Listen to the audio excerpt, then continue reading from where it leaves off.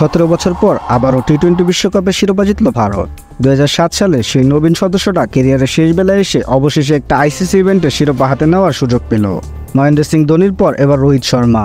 আর এই বিশ্বকাপ জয়ে মহেন্দ্র সিং ধোনিরও অবদানও কম নয়। ঠিক ধোনির 1000 বছর ধরে বাতলে দেওয়া রেসিপি মেনেই বিশ্বকাপটা জিতেছেন Rohit Sharma.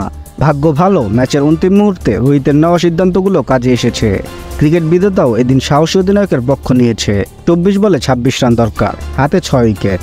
Batting wicket Heinrich Klaasen 1 over আগেই খেলার মোড় ঘুরিয়ে দিয়েছেন। এই পরিস্থিতি থেকে 10 ম্যাচে 9 ম্যাচই ব্যাটিং দল জয়লাভ করবে।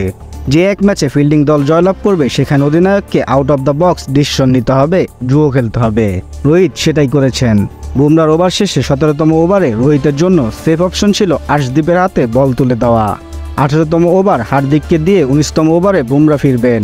এমনকি 18তম ওভারে বুমরা ফিরতে পারতেন, কিন্তু কিছু একটা ঘটনার জন্য রোহিত জুয়া খেললেন। হার্দিক পান্ডিয়ার হাতে বল তুলে দিলেন। এই ওভারে ভারতের জন্য খেলা শেষ হয়ে যেতে পারত ক্লাসেনের আরেক ঝড়ে। হার্দিক প্রথম বলেই ক্লাসেনকে ফিরালেন। ম্যাচ ঘুরে গেল ভারতের দিকে।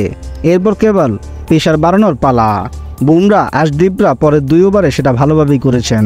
অন্তত ততটা ভালোভাবে করেছেন যতটা করলে বিশ্বকাপ জেতা যায়। ম্যাচ শেষে মাটিতে মুখ লুকিয়ে উপর হয়ে শুয়ে পড়লেন রোহিত শর্মা।